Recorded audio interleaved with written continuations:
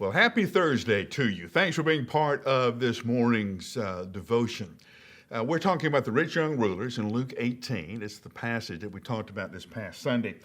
And as the disciples watched everything unfold, and as this man turns and walks away, which has to be one of the saddest moments in all of the New Testament, this man's invited to become a disciple.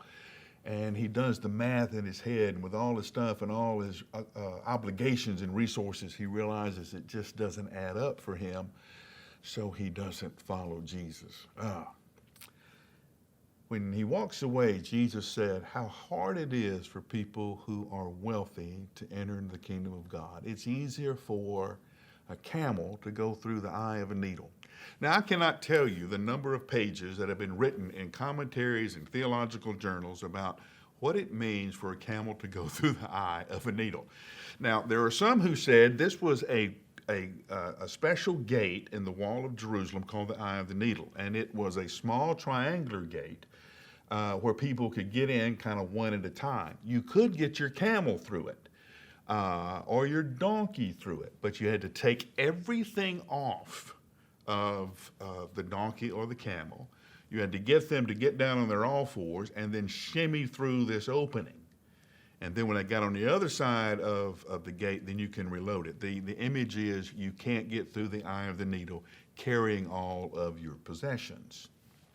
It is a beautiful way to understand this passage. We've talked about it, and preachers have preached it for years. But here's what we're beginning to understand this passage. That's not what Jesus was talking about.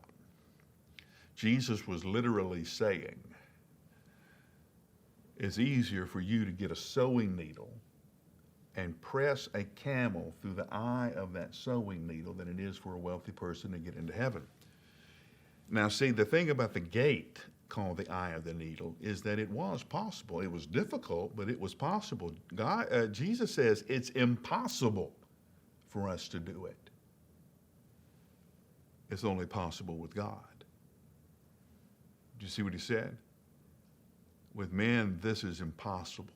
You can't do this by yourself. If you're going to choose that your life is going to be blessed, motivated, giving meaning and direction by the rewards of this world, by stuff, that it's important to you to have this car, that house, that job, that office, this amount of money in the bank, on the list goes, so that everybody in the world says you're successful, then it will be impossible for you to be in relationship with God and to find your place in the kingdom of God if that is your goal. Okay? It doesn't go there. Now, there's another time that Luke uses this phrase almost verbatim. You know when it is? It's when the angel talks to Mary. Mary says, the angel says, you're going to have a baby. And Mary says, wait a minute, whoa, I haven't been with any man. How in the world am I going to have a baby? And Gabriel says, what's impossible with men is possible with God. Same thing. The new birth that would happen in Mary, the new birth that happens in all of us who follow Christ, is impossible without God's Spirit, without the love and the redemption of Christ. And you can't do it with a bunch of stuff. It's only, I tell you this all the time. The word glory is the word for weight, the same thing. And weight means mass. Mass means gravity, okay? And you have to have a certain amount of gravity to hold the universe in its orbit. The sun has to have a certain amount of gravity to hold the planets in its orbit. You'll hear all the time about a meteor that got too close to this planet or came around here and was captured by this planet's gravity and was pulled into that planet. The moon is held in its place by the gravity of Earth. Same thing.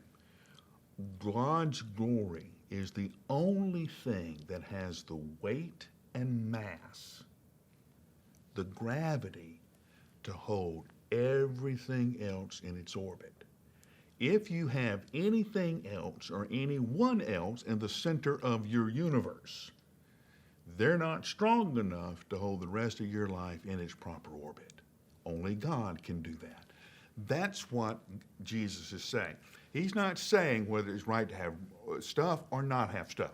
That misses the question. And a lot of us want to argue, well, if you really want to love Jesus, then you can't have stuff. That's not what Jesus is saying.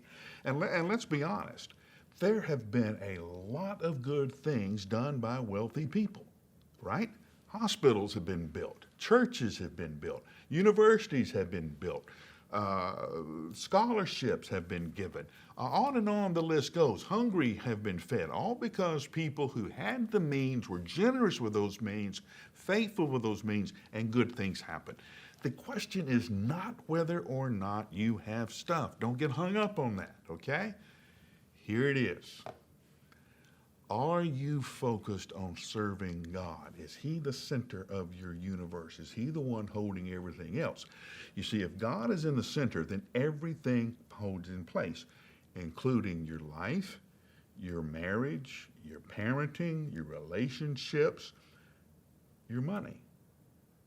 See, you can have $10 and have a sorry attitude about money and be just as disobedient as a person who has $1 million. Okay? Is God the center of your life? That's the only way it's possible. So the question that we're going to ask today is not run check your checkbook and see if you have money or not. It's check your soul and see who is at the center. If it's anybody or anything but God, it's not going to hold together. So I'm going to give you 60 seconds. Get started. Check. Only God is strong enough with the gravity of His glory to hold everything and everyone in His place. Think about this, and I'll see you tomorrow.